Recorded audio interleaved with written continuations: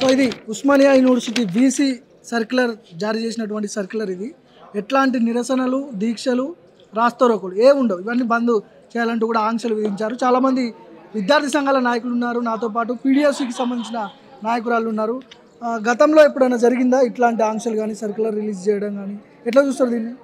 గతంలో 100 years హిస్టరీలో ఎప్పుడూ ఒక సర్క్యులర్ పైన ఇలాంటి నియంతృత్వ ధోరణితో ఇలాంటి అన్డెమోక్రటిక్ సర్క్యులర్ని రిలీజ్ చేసినటువంటి చరిత్ర ఉస్మానియా యూనివర్సిటీలో లేదు.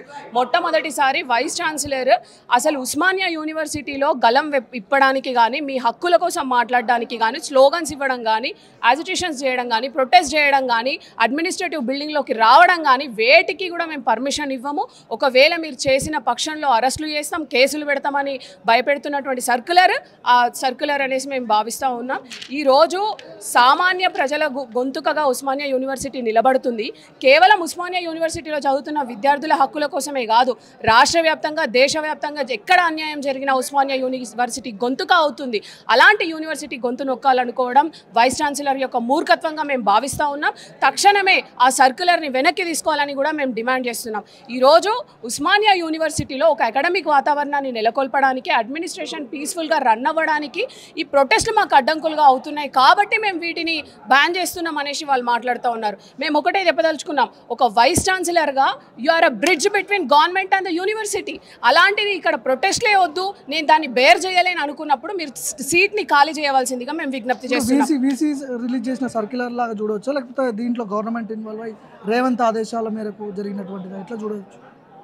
మేము అదే చెప్తున్నాము, గవర్నమెంట్ దీనిపైన స్పందించాల్సినటువంటి అవసరం ఉంది. ప్రస్తుతానికి కాంగ్రెస్ పార్టీకి అనుబంధ సంఘాలన్నీ కూడా ఈరోజు ఉస్మానియా యూనివర్సిటీలో విద్యార్థి సంఘాల తో పాటు చేతులు కలిపి ఈరోజు మనతో పాటు ర్యాలీలో వాళ్ళు ఉన్నారు. కాంగ్రెస్ అనుబంధ సంఘాలు, విద్యార్థి నాయకులంతా కూడా సంఘాలకు పార్టీలకు అతీతంగా ఉస్మానియా యూనివర్సిటీ ఊపిరిని కాపాడుకోవడమే మా లక్ష్యంగా ఈరోజు విద్యార్థులంతా కూడా బయలుదేరిన సిచ్యువేషన్ ఉస్మానియా యూనివర్సిటీలో ఉంది.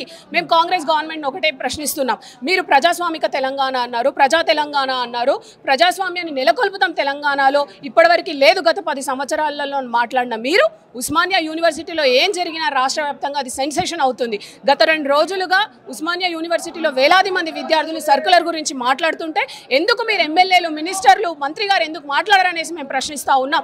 తక్షణమే ముఖ్యమంత్రి గారు రిలీజ్ చేసినటువంటి సర్క్యులర్ పైన వాళ్ళ ఒపీనియన్ ఏందో చెప్పాలి, తక్షణమే దాన్ని వెనక్కి తీసుకోవాలని కూడా మేము డిమాండ్ చేస్తున్నాం. గత కొన్ని రోజుల క్రితం కూడా అంటే రైస్ మంచిగా ఉడకపోవడం, లేకపోతే కర్రీస్లో బ్లేడ్లు ఏవి పడతాయి ఇవన్నీ వస్తున్నాయని రోడ్లెక్కి ధర్నాలు చేశారు విద్యార్థులు.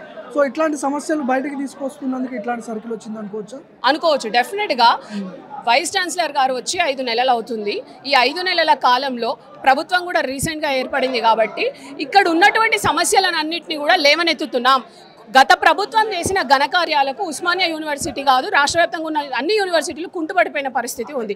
దాని నుండి తేరుకోవడం కోసం బుద్ధి చెప్పి టీఆర్ఎస్ ప్రభుత్వానికి, కొత్త ప్రభుత్వానికి అవకాశం ఇవ్వడంలో ఉస్మానియా యూనివర్సిటీ విద్యార్థులు క్రియాశీలక పాత్ర పోషించారు. ఈరోజు కొత్త గవర్నమెంట్ వచ్చింది కాబట్టి అసెంబ్లీ సెషన్స్ నడుస్తున్నాయి, బడ్జెట్ సెషన్ నడుస్తున్నాయి కాబట్టి మేము ఉస్మానియా యూనివర్సిటీకి బడ్జెట్ కేటాయించమని అడుగుతున్నాం. ఈరోజు లేడీస్ హాస్టల్తో మొదలుకొని లైబ్రరీ వరకు అన్ని సమస్యలతో నెలకొని ఉన్నది. 100 ఏళ్ల చరిత్ర ఉన్న ఉస్మానియా యూనివర్సిటీ వర్షం వచ్చి నీళ్లు పడితే పెచ్చులు రాలిపడుతున్న పరిస్థితి ఉంది. లైబ్రరీలో చదువుకుంటున్న అమ్మాయిలు వాష్రూమ్కి వెళ్తే కాలుకి ఆపరేషన్ అయ్యి లక్షల రూపాయలు ఖర్చు పెట్టుకుంటున్న పరిస్థితి ఉస్మానియా యూనివర్సిటీలో ఉంది. కాబట్టి గత కొన్ని నెలలుగా స్ట్రాంగ్గా యాజిటేషన్స్ ఉస్మానియా యూనివర్సిటీ విద్యార్థులుగా మేము తీసుకున్నాం. యూనివర్సిటీలో పురుగులన్నం పెడుతున్నారు, యూనివర్సిటీలో నాణ్యత లేనటువంటి ఫుడ్ పెడుతున్నారు. 4 ఫ్లోర్లు ఉన్న సెంటనరీ హాస్టల్లో ప్రతి ఫ్లోర్లో కనీసం తాగడానికి మంచినీళ్ళ వసతి లేదు.